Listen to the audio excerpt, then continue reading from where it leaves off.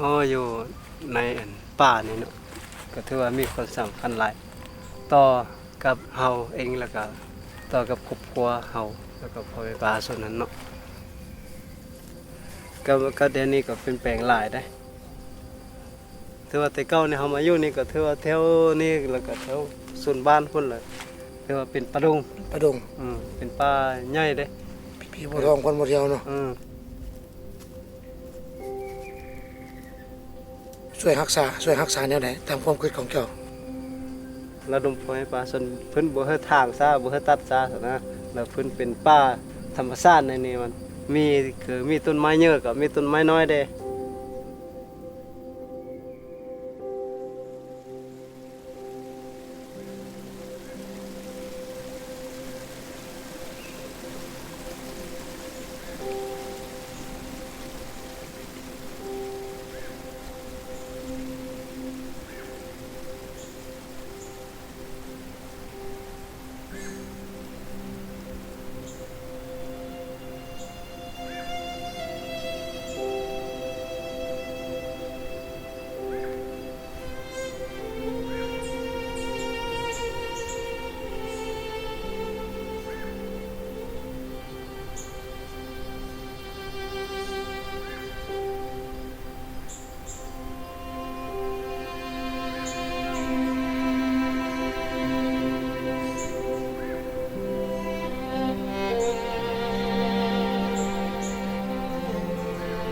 เฉพาะป่าไม้อยู่ใน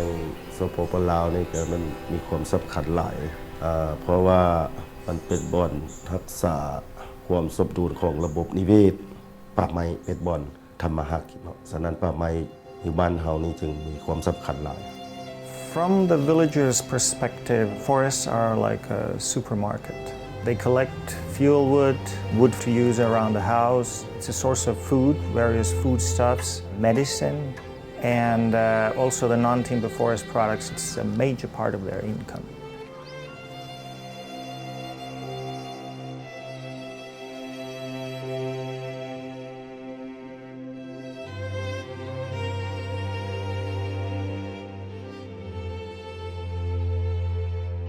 In terms of net impact, the deforestation rate is quite limited in international terms. What is worrisome is that there's a lot of degradation of the forest resource, meaning that there's illegal logging where often the best trees in terms of their value are taken out, and then the illegal logging is also destroying habitats that are valuable.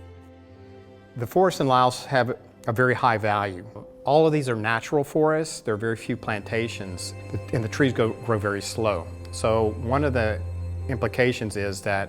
the trees have to be removed at a rate that allows the remaining trees to grow up and for the seedlings to regenerate over time. So what we aim for is a balance. Before there were management plans, the practice was that the private sector, the loggers, ask the village to point where the trees are. Trees were cut, they go away. And the village is left with the task of protecting the remaining forests that were cut. We also know that there's incursions of agricultural activities into the forest, slash and burn, which deforests the areas and converts them to other uses.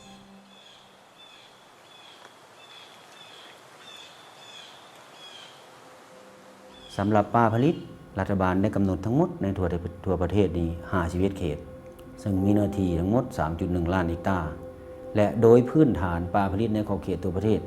พวกเราสำเร็จแผนจัดสรรและจะก้าวไปสำรวจก่อนการขุดค้นเป็นแต่ละปีในแต่ละเขตป่าผลิตเพื่อเสนอรัฐบาลพิจารณาอนุมัติให้สามารถขุดค้นได้ตามระบบแบบยืนนานในเขตป่าผลิตในขอบเขตทั่วประเทศ Production forest areas are meant to satisfy the need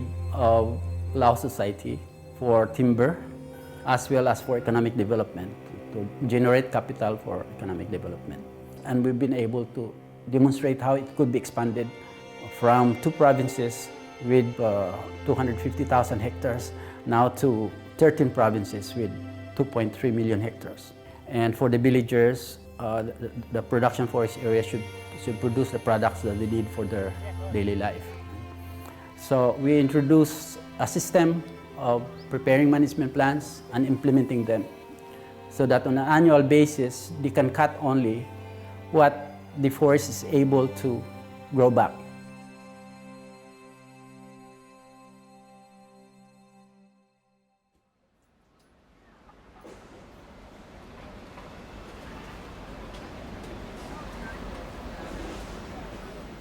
ภาระบทบาทหลักของกองสำรวจและวางแผนป่าไม้ก็แม่นเพื่อเป็นเสนาธิการในการวางแผนพัฒนาและสนองข้อมูลทางด้านป่าไม้ให้แก่กรมป่าไม้และภาคส่วนต่างๆที่เกี่ยวข้องการหน้าที่หลักๆของกองสำรวจและวางแผนป่าไม้เป็นจัดตั้งปฏิบัติและนี่คือภาพของปี 2010 และจะมาชมเทียบอยู่ในปี 2015 เพื่อประเมินการเปลี่ยนแปลงของป่าไม้ก็เปลี่ยนแปลงหลายอยู่นะหลายบางเขตบางทีมันเป็นป่าแล้วก็จะแบบประชากรของเขาจะเพิ่มขึ้นเนาะก็จะบ่มีที่ทำการผลิตก็จะจำเป็นต้องได้เหตุการณ์ผลิตหลังจากที่พวกน้องเปแล้วก็จะลงไปหาจุดนะว่าพวกน้องเปถือบ่แต่ว่าก็ถือส่วนหลายหั่นนะ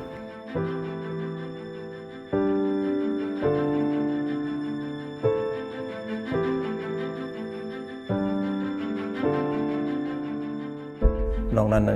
กองสำรวจพวกเราก็ยังได้เฮ็ดเวียกร่วมกับโครงการอื่นๆก็เป็นต้นว่าโครงการสู้ฟอร์ดสู้นี่เป็นต้นว่า1ก็แม่นได้ให้โอกาสแล้วก็สร้างความรู้ความสามารถให้แก่วิชาการของพวกเขาถ้าสิไปเบิ่งทางด้านวิชาการสำรวจพวกเขาเจ้าก็สามารถมีประสบการณ์หลายเกี่ยวกับการนั้นใช้อุปกรณ์บ่แล้วก็เทคนิควิธีการในการเฮ็ดเวียกเนาะถ้าอยู่ในป่าผลิตเขาเจ้าก็สามารถวิเคราะห์ข้อมูลเพื่อเฮ็ดอะไรสามารถจัดสรรพื้นที่จัดสรรสภาพป่าไปตามสภาพของป่าไม้เนาะพวกแผนที่การสร้างแผนที่เขาเจ้าก็สามารถนำใส่ซอฟต์แวร์ต่างๆเข้าในการเฮ็ดเวียกอันนี้มันอันดีเนาะจังซั่นนี้ถ้าพวกเขาบ่มีข้อมูลในปัจจุบันเขาก็บ่สามารถสิไปคุ้มครองป่าไม้ได้เนาะว่าเขาสิไปวางแผนอะไรสิจัดสรรมันอะไรสิจัดการมันขึ้นอะไรเฮ็ดให้มันยืนยงเฮ็ดให้มันปกปักรักษาได้ดี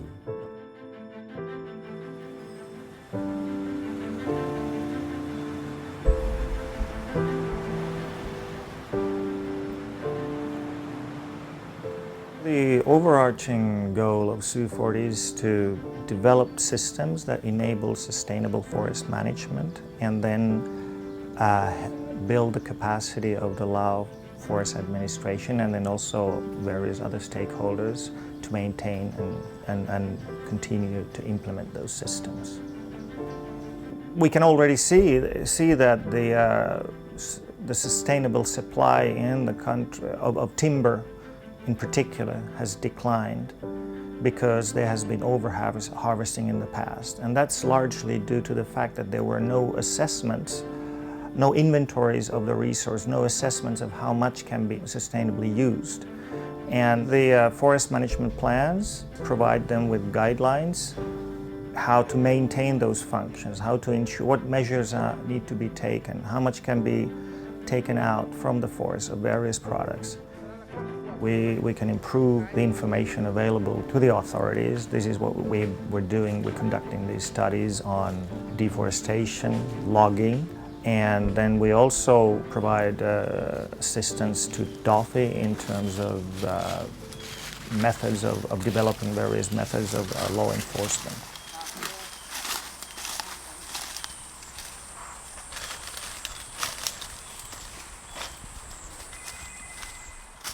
เฮ็ดให้มีการละเมิดระเบียบกฎหมายประมาณอยู่ในแขวงของเฮานี่ก็ถือว่ามีหลายสมควรนั่นแหละอยู่ในเขตป่าสงวนนี่เขตทางไกลโซลีป่าสนจำนวนนึงก็มีความทุกข์ยากฉะนั้นเมื่อมีความทุกข์ยากต้องได้นำสายเนื้อที่ประมาณนี้แหละเนาะเมื่อบ่ฮู้เข้าใจนี่มันก็ต้องมีการบุกรุกมีการทำลายฉะนั้นกฎหมายก็ต้องได้มีการปรับปรุงดำเนินให้รัดกุมก็ถือว่า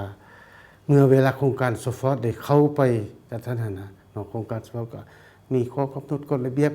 มีการสุขอยู่ส่งเสริมบ้าน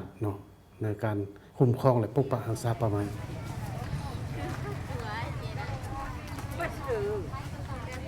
ซองมาก็เป็นการฝึกอบรมนี่แหละให้ความรู้นี่แหละเนาะทางด้านเทคนิคทางด้านนี้แหละให้แก่วิชาการของพวกเฮานี่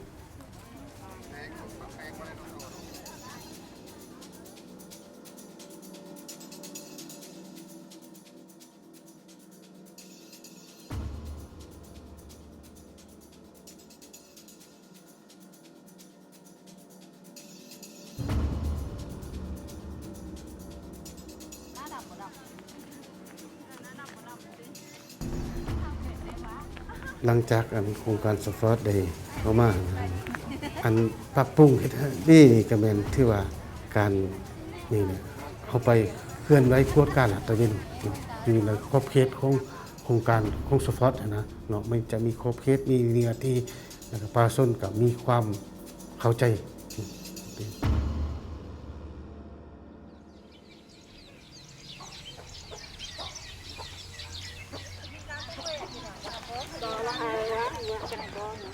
ช่วงนี้จะเข้าในป่านะเจ้าเห็นป่าเขาน่ะเป็นใบไม้เขียวโปร่งใหม่มีหลายตัว ใบไม้เขียวเดี๋ยวนี้โปร่งหลาย มีใบไม้อ่อนเนาะเราส่วนหลายอันค่อยเข้าไปในป่าค่อยได้อันเก็บเห็ดเดี๋ยวนี้มีเห็ดหลายเสื้อแซ่บไปเก็บหาได้เห็ดแดแล้วก็เอามาแกงกิน The villages, the rural villages, need the forest for their subsistence,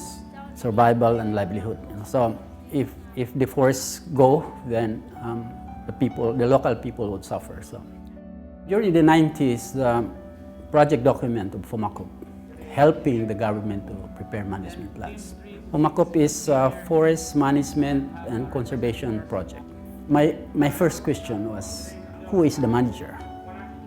So who would be more interested to take care of the forest than those who are living in the forest? FOMACOP started in the 1990s. Basically, during that time, there was no clear concept yet of what village forestry is all about. So the project was asked to pilot. And during the piloting, it proved that the villagers can really manage the forest with the support technical assistance from the government. In Suford SU, a new initiative has been added, and this is the repiloting of village forestry. In the case of Suford, there are more than 1,000 villages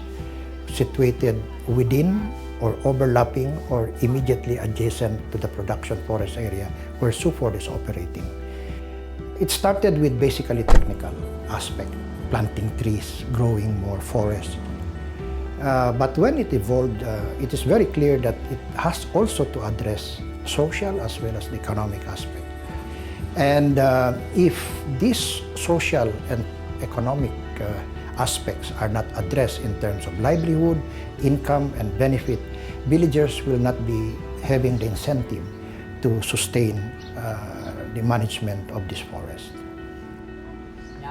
ป่าเขาตาในคนภาพคนแท้สุขภาพติดเชื้อดูแลลูกเต่าให้อยู่ยืนอยู่เท่าและอายุยาวนานพร้อมทรัพย์สินเงินจ้านลดล่ามาหลากทั้งเงินตกเงินฝากให้ท่านเก็บท่านจำให้ท่านเชื่อจัดจำ ได้ซื้อนางบุญเนาสีบุญเฮือง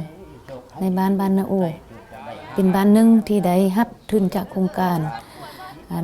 ปกปักรักษาป่าพืชแบบยืนนาน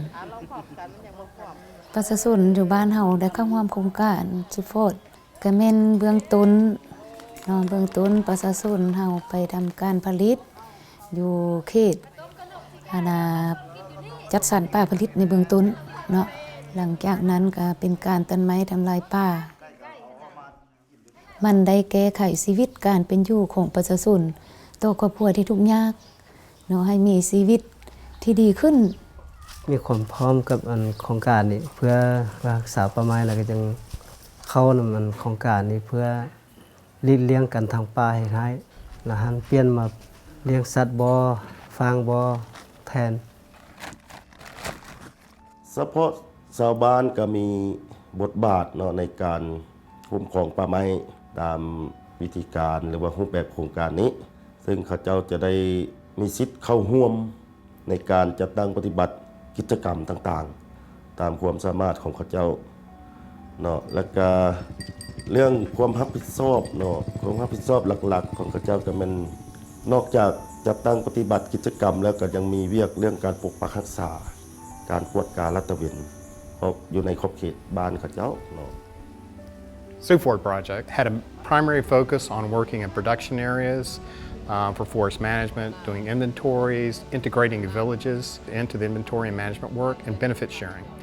Suford Sioux started in 2013. It's a substantial scaling up of what's been done before. Almost 500,000 beneficiaries in the villages. Community action plans that have been done with the close to 900 or 1,000 villages have been key because, again, this is important to give alternative livelihoods to the villagers so that they're not impacting the forest in negative ways. We want villagers to use the forest. We want them to use trees. We want them to appreciate them. But it all has to be a balance.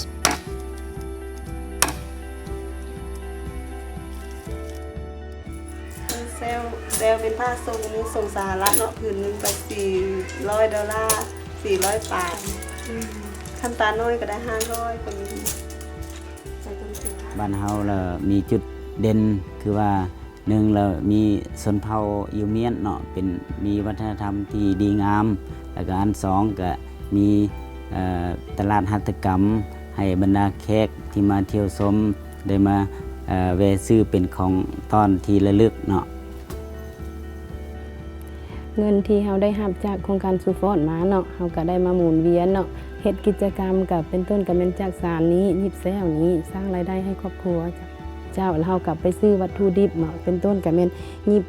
ซื้อฝ้ายเนาะซื้อเข็มเนาะซื้อแพ้เนาะแล้วก็มายิบแล้วก็ไม่ส่งไปขายอยู่ต่างประเทศสำหรับเว้าทั่วไปบ่เฉพาะแต่ซูฟอร์ดเนาะเว้าโดยเฉพาะแผนกการพวกเฮาว่าเฮ็ดแนวใดสิให้มียิ่งมีส่วนร่วมผู้ชายผู้ที่เขาเจ้านับถือว่าเป็นหัวหน้าครอบครัวนั้นพวกเราต้องแจ้งซื่นต้องให้มันจะแจ้งว่าสิให้ผู้ใดเข้าร่วมเพราะว่าในเมื่อผู้หญิงเป็นคนที่ว่าเข้าป่าหลายกว่าผู้ชายตามข้อมูลที่พวกเรามีเนาะดังนั้นจึงแจ้งซื่นต้องโกงให้มันโดยโกงว่าต้องแจ้งให้ผู้หญิงเองมาเข้ามาร่วมรับฟังรายได้ว่าซั่นซะแต่โครงการเข้ามาเนาะมาฮอดปัจจุบันนี้ละแม่นมีความรู้มีความสามารถมีกิจกรรมที่เลือกได้แล้วก็เขาเจ้าก็เฮ็ดแท้ๆทำจริงเนาะก็สามารถสร้างรายรับเข้าสู่ครอบครัวหันได้หลายเฮ็ดให้แม่หญิงของพวกเฮานี่หลุดพ้นออกจากความทุกข์ยากค่ะโครงการเฮานี่ก็เพิ่นก็แนะนำหลายปัญหาเนาะที่ว่าอยากให้แม่หญิงเฮามีความเข้มแข็งด้วยตนเองนะ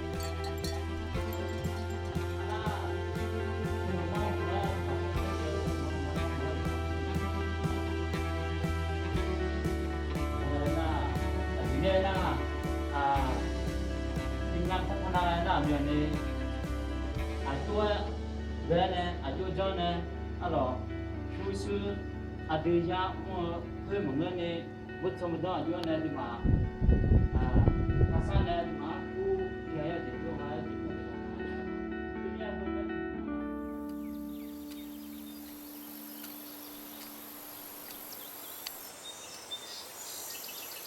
ประชาชนเป็นต้นเป็นประชาชนที่โนอยู่ในกลุ่มบ้านที่ใกล้กับป่าไม้นะ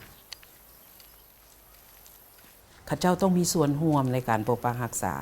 อยากให้ข้าเจ้ามีส่วนร่วมข้าเจ้าต้องได้รับผลประโยชน์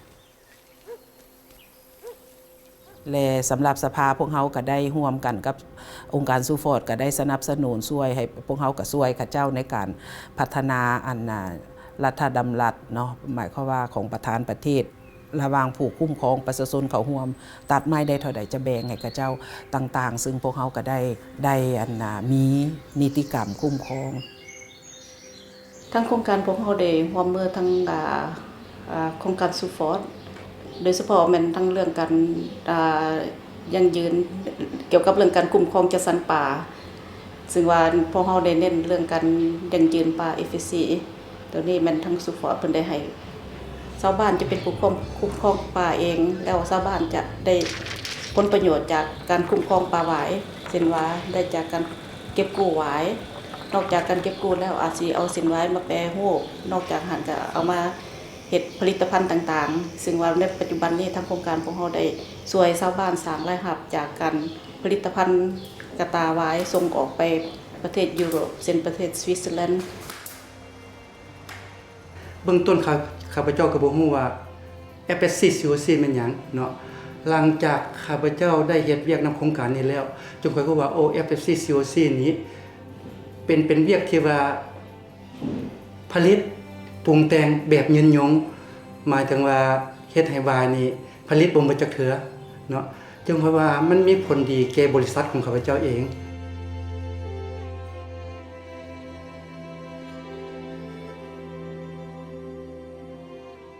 พวกเรามีหลายอันที่ยังด้อยกว่าประเทศอ้อมข้าง แต่พวกเรามีอันทาแหงทางด้านทรัพยากรธรรมชาติใหญ่หลวงแต่ทาแหงอันนี้ต้องเรียกร้องให้มีการคุ้มครองและนำใช้อย่างยืนยงและมีวิธีและบ่อยากให้ว่าทรัพยากรธรรมชาติใช้หมดแล้วประชาชนเฮายังทุกข์หรือว่าประเทศนี้ยังทุกข์อยู่อันนั้นเศรษฐกิจเฮายังพัฒนาบ่ได้ Yeah, one of the basic, let's say the foundation for the entire project is that the forest restoration, management of forests requires a long-term perspective. That's why the Finnish government and the World Bank have been supporting the forest sector in Laos for 20 years now. If you think of our country, Finland, so we are one of the leading nations in terms of forestry and forest management and forest export. Lao PDR has all the potential and all the possibilities becoming a prosperous nation. But of course, I mean, when we think about development, one has to also think about sustainability. I think this is the way for prosperity also, and also in terms of competitiveness within the region, within ASEAN region. But of course, there are still much things to be done. I have to congratulate also the Lao forest sector and then the Lao government in that the government has consistently emphasized the importance of working for the benefit of the forests and improving the legislation, the management systems and the capacity so that the forests can be preserved for the future generations. ฉะนั้นพวกเรานี่ถือว่าเวียกงานช่วยเหลืออันนี้เป็นเวียกงานที่เฮ็ดให้บ่เฉพาะลาวเป็นกลายเป็นประเทศสีเขียวแต่จะประกอบส่วนในการแก้ไขปัญหาร่วมของโลกของโขงเขตเช่นว่าปัญหาการโลกร้อนปัญหาการเปลี่ยนแปลงดินฟ้าอากาศปัญหาที่กำลังกระทบใส่ประชาชนใส่มวลมนุษย์ในทั่วโลกนี้อันนี้ข้าพเจ้าขออยากเพิ่มเติมจังซั่นอยู่ในคันร่วมไหมคันประชาชนเฮาทางบ้านลุมบ้านเทิงร่วมกันนี่เกษตรได้อยู่บ่ได้เขาคนกันเห็นได้อยู่ดอกพอได้เนาะได้